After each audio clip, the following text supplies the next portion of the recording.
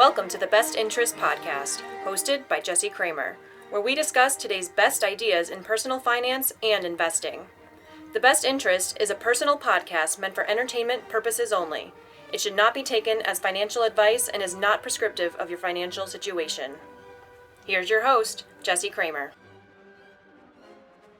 Hey guys, what's up? Welcome back to the Best Interest Podcast. My name is Jesse Kramer. It has been a few months since I've gotten behind the podcast mic, and for some good reason. At least I think so. Back in September, I went to FinCon in Austin, and I was inspired by a ton of cool ideas about different directions to potentially take the podcast. So I wanted to pause for a little bit and brainstorm some ideas, give that some thought. And then in parallel with that, I've recently gone through a pretty cool career change. Was an engineer full time. Now I'm working in the financial planning, wealth management industry full time for an RIA, a registered investment advisor here in Rochester. And so I wanted to understand a little bit more about what my career would look like. I wanted to flesh that out a little bit before I continued on my podcasting journey. I still am not 100% sure where the podcast will end up, what it will look like in a month, in a year from now. But I was inspired to get behind the mic today and just chat a little bit. Some people on Twitter offered up some topics they wanted me to talk about. I've got some topics that I thought of on my own that I think are cool to talk about. So this is just going to be a little bit of a Ask Me Anything / Jesse Talks About Money Ideas episode.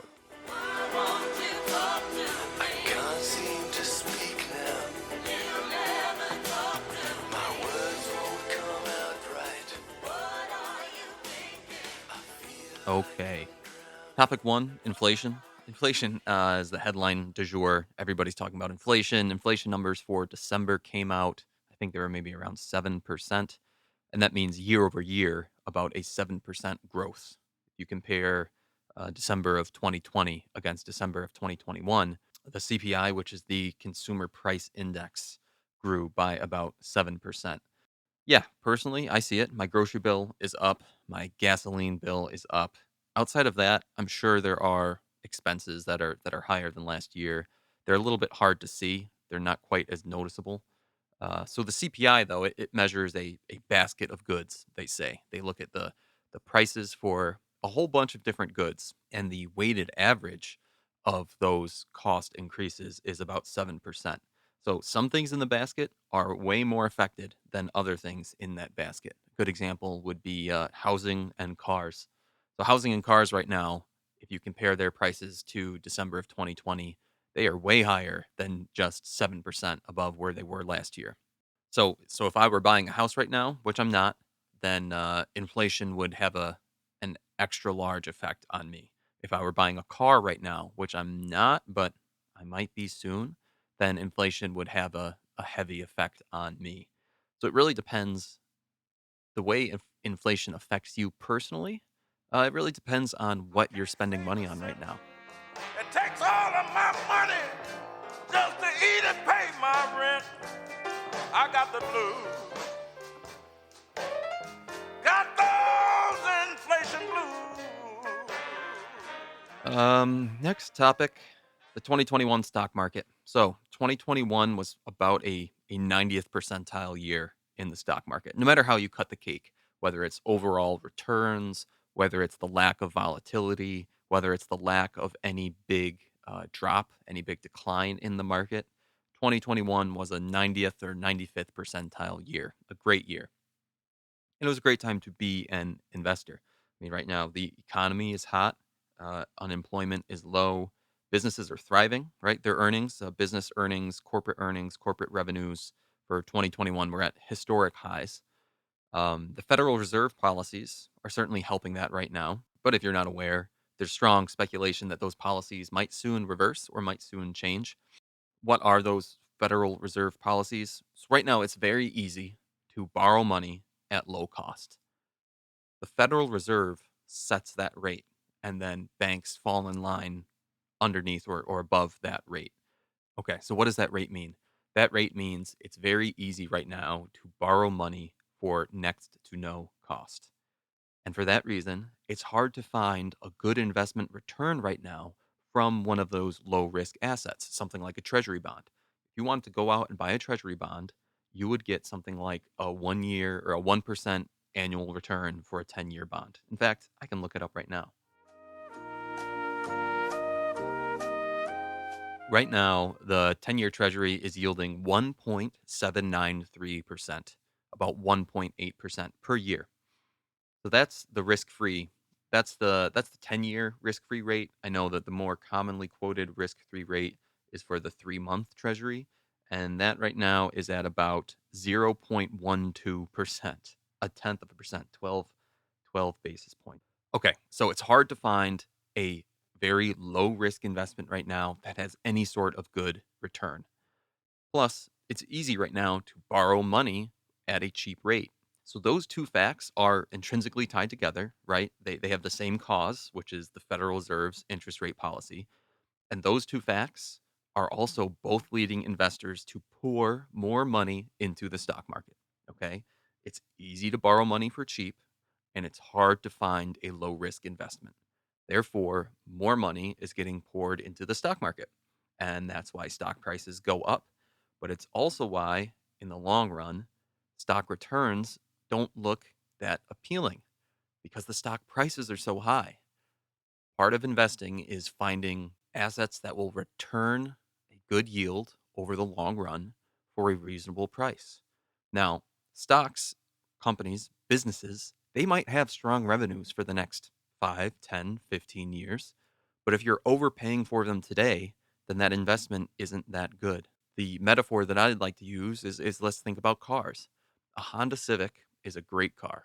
It's reliable, good gas mileage, gets you from point A to point B. And if you can buy a new Honda Civic for $15,000, $20,000, maybe even $25,000, that's probably a good deal. That's probably a good investment. But if someone came in and wanted to charge you $50,000 for a Honda Civic, well, you'd probably say no. It doesn't mean that the Civic isn't a good car. It just means that at that price, it's not a smart investment. And there might be something similar going on with the stock market in general right now, or at least that's what happens to stock markets, to markets in general, when money is easy and when assets get priced up. What you end up seeing is that certain companies are being priced kind of like an overpriced Honda Civic. Some investors right now are paying $50,000 for a $25,000 car. And in the long run, that will bite them. That will bite them. They will see that they won't get a return on their investment. Even if the company ends up being a quote unquote good company over the long run, even if the company has strong revenues, even if the company pays strong dividends, if you pay too much for it up front, it's not a great investment. That's a price too high to buy.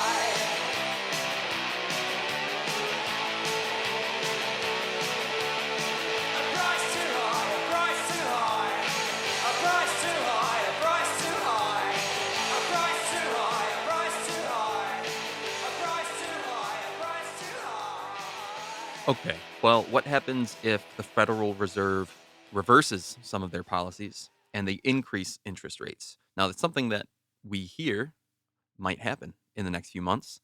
Part of the reason why is that the economy is so hot right now, is so stimulated. There's so much money moving around the economy, which is good. That is good. It keeps everybody employed. It keeps everybody with paychecks coming in.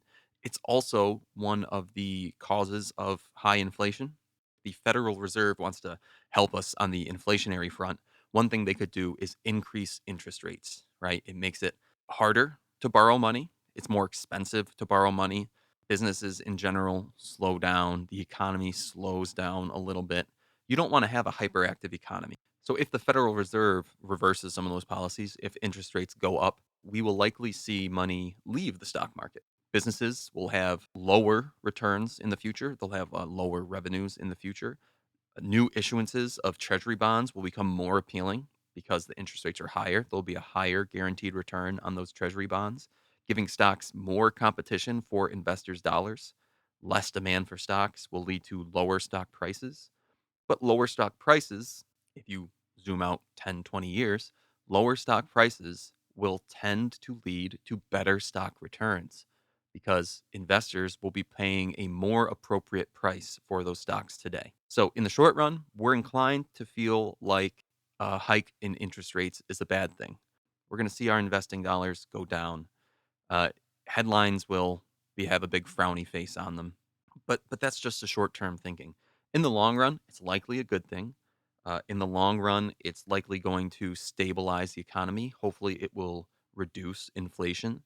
And if you're a stock market investor, if you're a dollar cost average investor, someone who's retiring in 20 years and putting away a little bit each paycheck into your 401k, shouldn't bother you too much that the stock market might go down today or this week or this month or this year.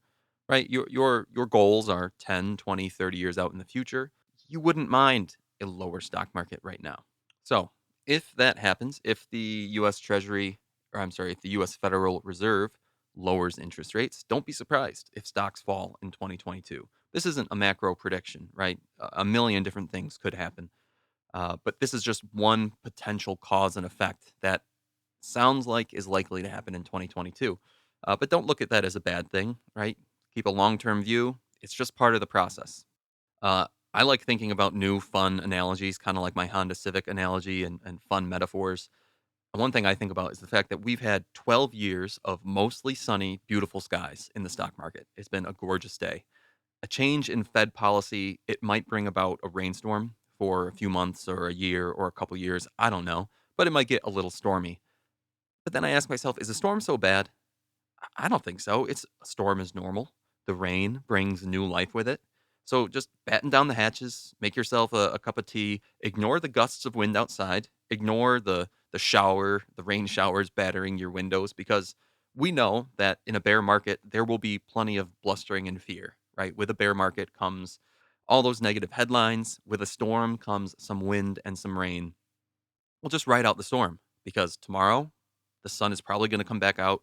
Your grass outside is going to be thankful that that rain came through and gave it necessary water overnight.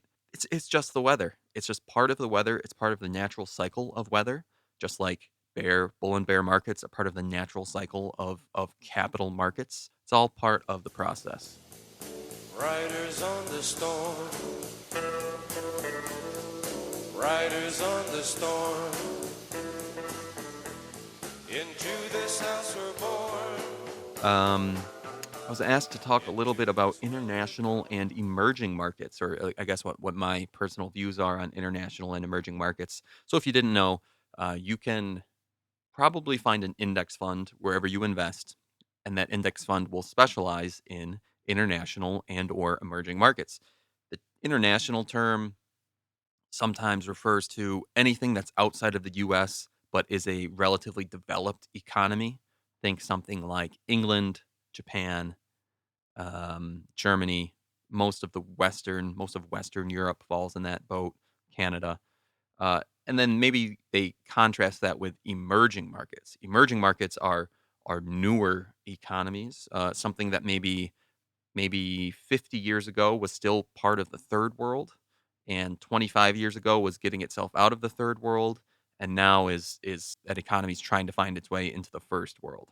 People like to invest in international and emerging markets for a couple reasons. One, it provides some sort of diversity to your overall investment portfolio because international and emerging markets tend to be uncorrelated in some form or fashion, tend to be uncorrelated with US markets. And for that reason, from a portfolio management, portfolio theory point of view, it's nice to have uncorrelated assets in your portfolio. When some are going up, others tend to be going down. When some are going down, others tend to be going up. It reduces your overall portfolio volatility. That's the whole reason why people preach diversity. That whole, you don't want to have all your eggs in one basket. At the end of the day, your portfolio becomes a lot more stable if you have different eggs in different baskets. And especially as you approach retirement, it's nice to have a stable portfolio. It's no fun if you're making or losing millions of dollars in a very short time span when you're trying to plan for your retirement. It's a little stressful. So anyway, what do I think about international and emerging markets?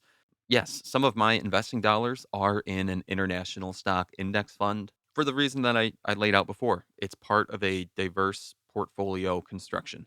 I learned that through reading books like A Boglehead's Guide to Investing and A Random Walk Down Wall Street. Some modern investment thinking suggests that having 100% of your money in US stocks provides all the international exposure you need. And I'll pause and I'm going to say that again. Some modern investment thinking suggests that having 100% of your money in US stocks provides all of the international exposure that you need. So it's a weird sentence. Own nothing but US stocks, yet get exposure to international economies and international business. And how does that happen? Well, let's look at a company like Coca-Cola. Coke is a US stock, yet only 35% of Coke's revenue comes from North America. Outside of that, the other 65% comes from a couple little subsidiary businesses, but it's mostly from international sales. It's an international corporation. Its profits are subject to the economic forces and the governmental policies of the rest of the world. Now, there are tons of companies just like Coke. They're US based companies, they have US headquarters, they're listed on the US stock market, and yet they have significant exposure to international economies and international marketplaces. So the argument goes, if you want exposure to international markets, if you want exposure to emerging markets, you can just own those US companies, those international US companies. So why not just own a total US stock market index? Now, it makes sense. I get the argument. It does make sense. Now, personally, I'm not spending 60 hours a week on investment analysis, digging into this kind of stuff. So I don't really have a strong opinion one way or the other.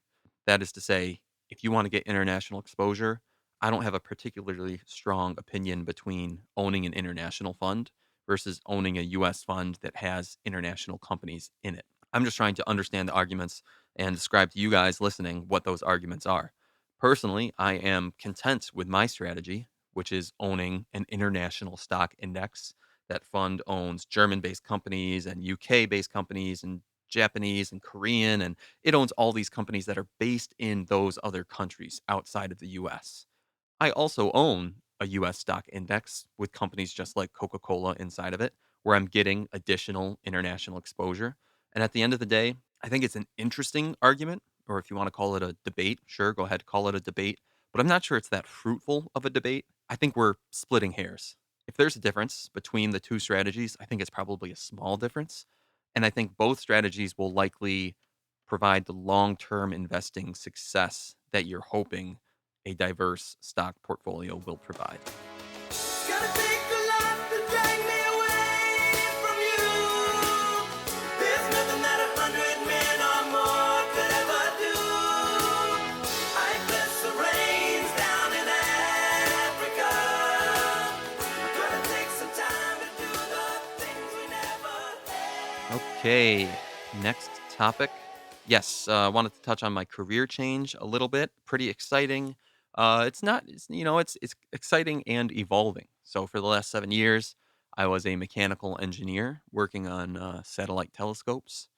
And for the last 3 years, I've been running the best interest as a time-consuming side hobby and small business. It's been earning some revenue over the last year, the last 18 months. And most recently, within the last 3 or 4 months, I started having some conversations with some local financial planners, local wealth management firms, looking for ways that I could go even more, dedicate even more time to this passion of mine, which is personal finance, investing, helping people with their financial goals. And yeah, I ended up getting a job with a really cool firm here in Rochester that's an RIA. It's a registered investment advisor. It's a fiduciary, meaning it's legally bound to act in its client's best interests, which, hey, the best interest, that appeals to me. So I think it's a really cool company. We do really good work with interesting clients. We help people reach their financial goals and we reduce their financial stress along the way. So those are things that I really believe in. Some people out there, they want to do all their financial work themselves. Totally get it. I mean, personally, right? I do most of my financial work myself. I'm very hands on with my finances. I want to know how the math works. I want to know why the math works. I want to know why decisions make sense for me or don't make sense for me. It's one of the reasons why I enjoy talking into this microphone and typing on this keyboard is to explain how and why things should make sense to you. But one thing I've realized in my work with the best interest is that very few people have as much of an interest in personal finance and investing as I do, or have as much interest as some of my other blogging and podcasting friends do. Now, see, the average person, They care very much about their hard-earned dollars. They care very much about hitting their retirement goals, about setting their children up for success, about leaving money behind for their children. They care very much about retiring to that cute little house in Florida and only spending the summertime in New York. P.S. There's a foot and a half of snow outside right now. The average person cares about their financial goals, but the math and the spreadsheets and the tax codes and the planning, those things either don't interest them at all or intimidate them or some combination of both, right? I find this stuff interesting. Very few other people find it interesting. We all find the goals interesting, but the process itself, many people say, I want help with the process. In some form or function, I want help with the process. Well, I enjoy helping people, and that's what I'll be doing with my new job, which is really exciting for me. I'll be helping people with the process of getting them from point A today, where they say, I have these goals, I know where I want to be, but man, the process scares the SHIT out of me. Well, I'm going to hold their hand and say, this is fine. Let's get you through the process. I'll explain to you anything that you want explained. Or if you really don't care to have it explained and you just want to see at the end of the year where you stand and where we think you'll be in 5 years and 10 years and 20 years, we can do that too. Hands on, hands off. It's your call as the client. But either way, we're helping you get to your goals. That's pretty cool. That's what I'll be doing. That's why I'm excited about this career change and seeing what's ahead. Yeah, just wanted to give you guys a little update on that. Winter, spring, summer, or fall. Now all you got to do is call, and I'll be there. Yeah, yeah, yeah. You've got a friend. Next topic, DeFi, decentralized finance, the new era of cryptocurrency, Web3, NFTs, all that stuff. Just wanted to touch on it. Now, I follow this stuff on the internet. I do my best, which is to say, a couple hours a week, I'm reading articles, trying to understand the newest trends. Other people right now are dedicating their lives to this stuff, to the cryptocurrency space and the decentralized finance space and Web3 NFTs. It's like watching a volcano erupt. That's what I think right now. Watching the NFT space, or just watching, I should say, watching the crypto space right now is like watching a volcano erupt. You think that it's in all within your view, right? And maybe if you're far enough away, you can kind of look at it and be like, oh, it's all there. But then the closer you get to it, you realize A, it's absolute chaos. And B, there is more growth going on than you can possibly consume. It's overwhelming growth. So if you want to, you can zoom in on one little part of the explosion and try to get a really good view of that. But it's really hard to zoom in on all parts of the explosion and have a really good understanding of that. So you can either kind of go through the wide lens view where you're zoomed out, or you can do the narrow view where you're zoomed in. There's just so much happening.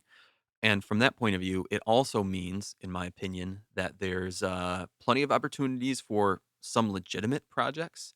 There are many opportunities for illegitimate projects, which is another way of saying scams, grifts, those kind of things.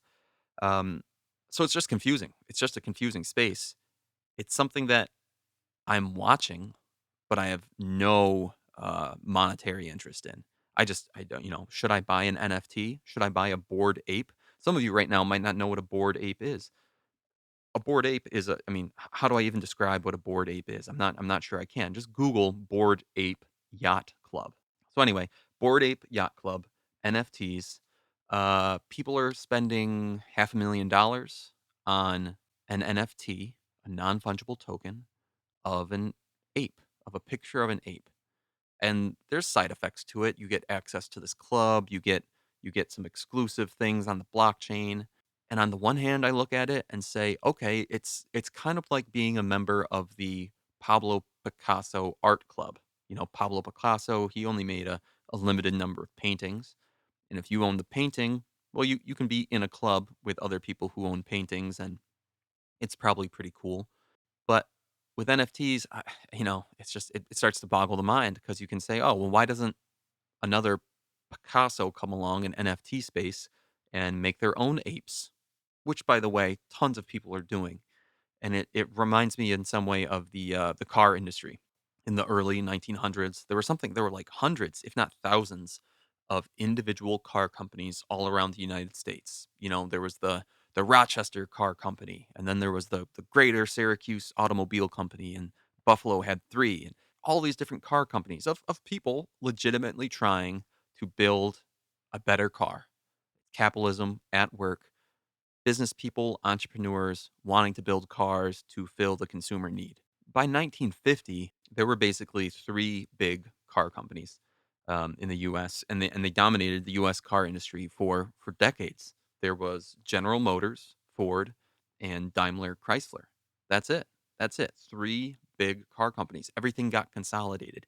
All those brands that you've heard of, Dodge and Plymouth, they all fell under one of the big three. Now there's Toyota and Hyundai and Kia.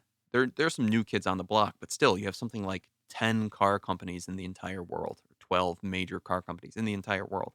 And I have to think that in some way that consolidation is going to happen in the cryptocurrency space. So what does that mean? Well, it means it's really hard to know what cryptocurrency projects to invest in right now. At least in my opinion, because 5 years from now, 10 years from now, 20 years from now, which ones are going to be left? Which car companies at the beginning of the 1900s should you have invested in? I mean, yeah, if you invested in Ford and General Motors, you would have done extremely well for yourself. But if you invested in the Rochester Car Company, that thing might have gotten, shot out of business by the 1930s, and you would have $0 to show for your investment in it. I think there's something similar with crypto, or at least that's how I view it, and why I choose to watch the volcano exploding without really getting too close to it. Because yeah, I think some projects are going to get obliterated by the ongoing explosion, and other projects might make it out clean. And then there's this overshadowing question in the whole crypto space that is still on my mind, despite everything I've learned about crypto, despite the fact that I have some money in Ethereum and Bitcoin mutual funds through Grayscale, through a company called Grayscale. I have exposure to Bitcoin and Ethereum, and I still have this question on my mind, which is underneath it all, is there a intrinsic value proposition? When you own a stock, what you really own is a business. And that business is trying to generate profits by creating a product that its customers want. Its customers will pay for the product. The company will generate revenue from the customer's payments. Some of that revenue will be profits. Some of those profits get shared with me, the stockholder. And thus, the stock has this intrinsic revenue engine to me, and that's intrinsic value. That's what the intrinsic value is. By owning a stock, I own a business. The business will give me some of its profits year over year over year over year from now to infinity. And that's why I pay for a stock. And that's why other people will pay for stock. And that's why stock has value. Okay, now let's do that for cryptocurrency. It gets a lot harder to do. I own a Bitcoin. Okay, that's good. Is owning a Bitcoin, am I going to generate profits year over year over year over year by owning Bitcoin? I'm not sure. I don't think I am. I think what I'm hoping with Bitcoin is that next year there's more demand for Bitcoin than there is this year. And that might be true. That in 10 years and 20 years and 50 years, there's way more demand for Bitcoin than there is right now. Why would that happen? Well, because we expect economies all over the world to start using Bitcoin as a medium of exchange. I think that's the reason why. That's the reason that I've heard. It might happen. It seems to be happening more and more. Same thing goes for Ethereum, that we expect people, economies all over the world to start using the Ethereum blockchain as some sort of store of value or some sort of exchange of value, to start designing programs on the Ethereum blockchain and to start designing their own sub coins on the Ethereum blockchain that solve specific problems. When you solve problems, then all of a sudden you provide value. When you provide value, something has value to investors, and thus investors have a reason to pour their money into that investment. So again, that's what we're hoping happens with Ethereum and Bitcoin. At least that's my understanding of it. But will that happen? So I've kind of digressed down the rabbit hole, as it were. Those are just some thoughts I have on DeFi and cryptocurrency in general. I think it's interesting. I pay attention to it. I try to understand it. There's way more to understand than I could possibly grasp in my limited time. And for that, among a couple other reasons, I choose to more or less not invest. But if you have another opinion on it, let me know what you think.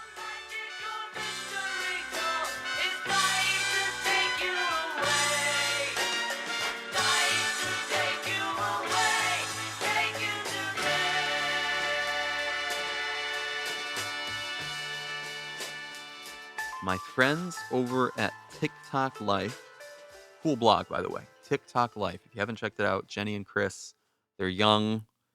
They retired early. I think they're in their mid 30s. They retired early. They write cool articles. I enjoy their writing style and I enjoy what they choose to write about. They just have a cool mindset and some cool thoughts to share when it comes to being retired early, when it comes to their investment philosophy, which is, a very index fundy philosophy. And they wanted me to talk about what they call surprise dividends, which which came about for them. It sounds like because they were holding index funds in taxable accounts, and yeah, that can happen to anybody. When you have investments in a taxable account, you might get surprised by some dividends from time to time. It's a good surprise, and in some cases, it can be a bad surprise. It sounds like that's what Jenny and Chris were alluding to. But real quick, so let's talk about taxable accounts versus uh, tax advantaged accounts. So right now, some of you listening in the USA, you might have a 401k, you might have a Roth IRA. Those are tax advantaged accounts. When you hold an index fund in one of those accounts, every year the stocks inside that index fund, those businesses, might be paying a dividend. The dividend goes to the fund, and a portion of that total dividend gets passed on to you, the investor. But because you're holding that investment in a tax advantage account, you don't have to pay any taxes on those dividends. That's not true if you have a taxable brokerage account, which some people have in addition to their tax advantage accounts. I have a taxable brokerage account. Every year, the investments in my taxable brokerage account might be paying me a dividend. Each company has the option of paying a dividend or not, and dividends are taxable. So if I get $1,000 worth of dividends in my taxable brokerage account, Fidelity will send me a 1099 form saying, "Hey Jesse, you got $1,000 of dividends, and I have to pay taxes on them according to U.S. tax code dividend policies. Some dividends you have to pay more taxes on than others. There are a few rules and regulations behind which dividends you pay taxes on and how much." So it sounds like TikTok Life. Sounds like Jenny and Chris. They were holding some index funds in a taxable brokerage account, which totally makes sense, right? If you hit your investment limits in your tax advantage account, it makes a lot of sense to open a taxable account to then continue investing. But you might get hit with a dividend related tax bill at the end of the year. If you're prepared for it, it's fine. You keep some money in cash in your bank account dedicated for that tax bill, and when it comes time to pay, you pay the tax bill. No worries. But sometimes you can get surprised, you can get caught off guard. Let's say you have $1 million in a taxable brokerage account, which I am far away from there, but some of you listening might not be far away from there at all. You have $1 million. You own an index fund that, on average, the index fund has a 3% dividend yield over the course of the year. That means that you got $30,000 in dividends over the course of the year. And depending on whether they're qualified dividends or not, depending on your tax bracket, you might pay something like a 15 or 20% rate on those dividends. So what's 20% of a $30,000 dividend? 20% is 6 grand. You might have a 6 grand tax bill on those dividends. If you aren't prepared for it, if you didn't have 6 grand sitting on the sidelines waiting for that tax bill, well, shit, you might end up selling a bit of your $1 million in stock to help pay for the tax bill. It's not the end of the world, but most investors I know would prefer not to sell stock in order to pay taxes in that way. you are interrupting compounding unnecessarily, which is something that Charlie Munger warns us against. So that's probably the downside, or that's probably the real surprise that Chris and Jenny were talking about when they asked me to talk about a surprise dividend tax bill. It's that you want to have money set aside, you want to prepare for it ahead of time to know, oh, I'm going to have a $6,000 tax bill at the end of the year. I'm going to keep some cash here so that when it comes, I'll pay it with that cash rather than having to sell your investments to cover the tax bill. You can buy her a pair of hose, a little powder for her nose. Take her down to Sloppy Joe's for beer and stew.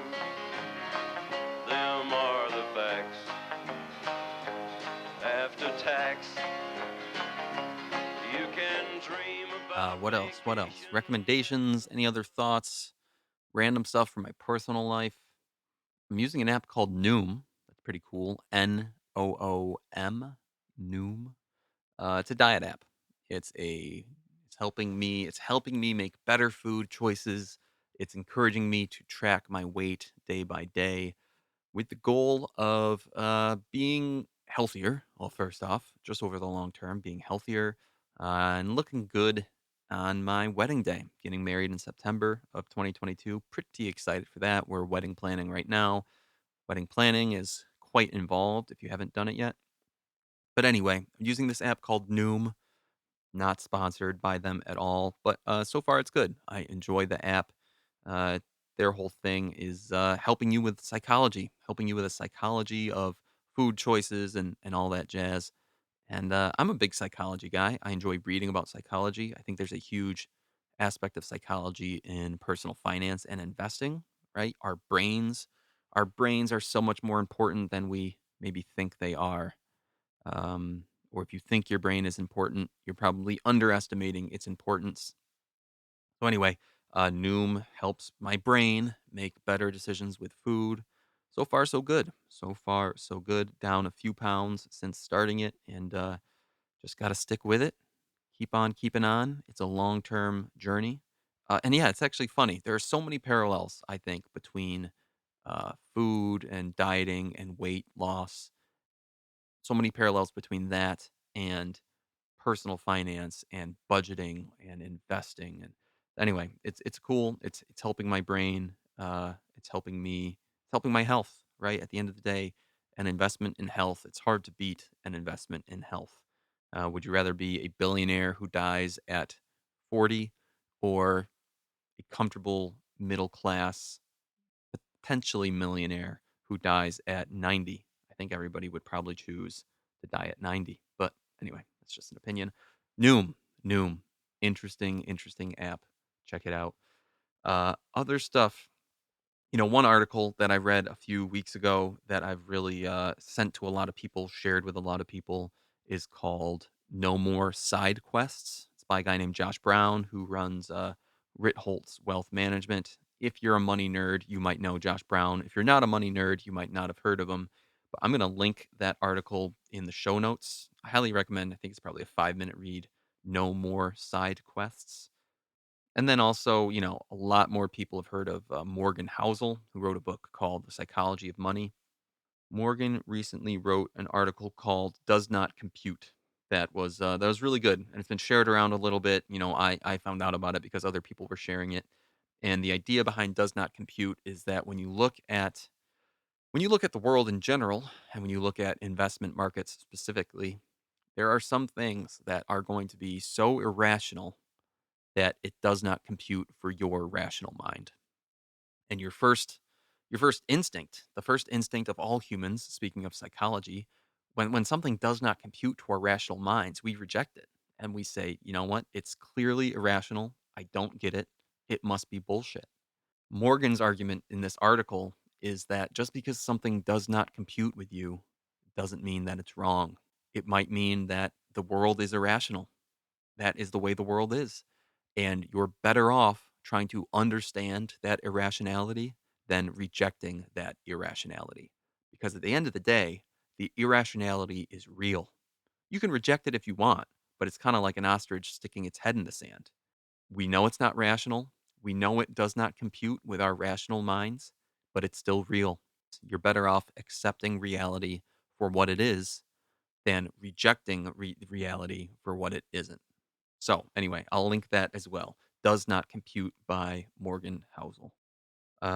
Books. On the book's point of view, I actually haven't read a finance book in a few months, but I did recently read a great psychology book. It's called Influence by Robert Cialdini. It's a book that I think was written in the 80s, maybe in the 90s. And as you read that book, you are going to realize that he predicted social media 2 decades before social media existed. Like that book is a blueprint for the way social media works in terms of things going viral, in terms of people liking and sharing and commenting and retweeting, and why it affects our brain the way it does, the way people sell on social media. Anyway, if you are involved in any sort of practice where you're trying to convince another person of an idea, it might be sales, it might be a leadership position where you're just leading a team of people. It might be that you're a content creator, kind of someone like me, someone who's writing or podcasting. Either way, this book Influence, I think will open your eyes to the way the world can work in marketing and advertising and selling and those kind of things. And yeah, even if you're not involved in any of those roles, I do think that it's a very interesting book. It'll open your eyes to the way your own brain works and the way that marketing works on you. That's a subject I've written about recently. The way marketing works on me. Now, I know that social media works on me. I can feel it, as in I can feel when I can see it firsthand when I get sucked down the rabbit hole of YouTube and I spend 45 minutes watching random videos on YouTube. That is social media working on me. That is the design of YouTube working on my monkey brain the way YouTube intended it to. Right? I'm a sucker for their algorithm. My monkey brain cannot handle it, and it falls victim to their wily ways. Okay. Social media works on me. Similarly, food design works on me. What I mean by that is that many of our foods today are designed with specific amounts of fat and sugar and salt in them to make them perfectly appealing to us. And yes, I eat fat and sugar and salt. It works on my monkey brain, right? Potato chips didn't exist out on the savannah, but if they did, you better believe that our ancestors would have been looking for those potato chips because they are packed with important calories and energy and they taste delicious. Well, guess what? I can go get potato chips at the grocery store, and when I do, I eat them all because my monkey brain has been, if you want to call it addicted to sugar and fat and salt. Okay. Marketing, I think, is the same. Just like social media, just like food design, marketing works on my monkey brain. I just can't always put a finger on how. And that's a little scary. What I mean by that is, why did I buy this Apple computer that I'm recording into right now? Why did I buy a Toyota car and not a Ford or not a Honda? Why do I make the purchasing decisions that I make? I would like to believe that I'm autonomous and I make them of my own accord. Thanks for that, Sadie. But I think because of the way I know my brain is a victim, Sadie, stop barking. Because of the way that I know my brain can be tricked, for lack of a better term, by social media and food, I know my brain can also be tricked by marketing. I know that I can make purchasing decisions based on some external force that I don't even realize is there. And this book by Robert Cialdini reinforces that idea in me that marketers out there, there's a ton of them. There are a ton of marketers, and they're really smart and they know how human brains work. And you better believe that they design their advertisements, they design their email campaigns, they design their TV commercials to tweak and trick and pull and tug and push on your human psychology and on my human psychology. And it might not be very obvious how they're doing it, but over the long haul, they are influencing us, just like Robert Cialdini would say. They are influencing us in some way to likely make purchasing decisions. It's hard to figure out how they're doing it. It's hard to pinpoint how they're doing it, But if you're aware that it's happening somewhere in your subconscious, I'm convinced you're likely going to make better purchasing decisions in the long run. You're going to start asking yourself questions like, oh, why do I really want this Tesla so bad? Is it for a whole bunch of rational reasons? Maybe. Or is there some sort of irrational marketing reason involved? That is quite possible too. Why do you want the $200 Nike shoes instead of the more reasonably priced $40 off brand shoes? Is there a marketing influence involved? Probably. So it's those kind of things that the book Influence might make you think of, and that's why it's my recommendation. Sometimes I grow so tired. But I know I've got one thing I got to do. I ramble on. Now the time is now. Sing my song. Okay, guys, that is a long winded episode. That's a lot of my voice to listen to. If you listen to the whole thing, thank you. Really appreciate you guys being here. It's fun getting back behind the podcast mic. And let me know, if you enjoyed this, if you liked listening to it, let me know. Drop me a line if you're on Twitter at bestinterest_JC, or you can email me, Jesse at bestinterest.blog. Let me know what you think. Because it would be fun. It'd be fun to start doing this again, assuming my time allows, assuming that my new career path allows that to happen. And and as always, yeah, send me your questions. I enjoy answering your questions. I enjoy riffing off them and talking into the mic, and writing about them. Because after all, at the end of the day, life is nothing but a big question and answer. We are looking to build our knowledge base because, as Benjamin Franklin said, an investment in knowledge pays the best interest. So thank you for listening to this episode number 38 of the Best Interest Podcast.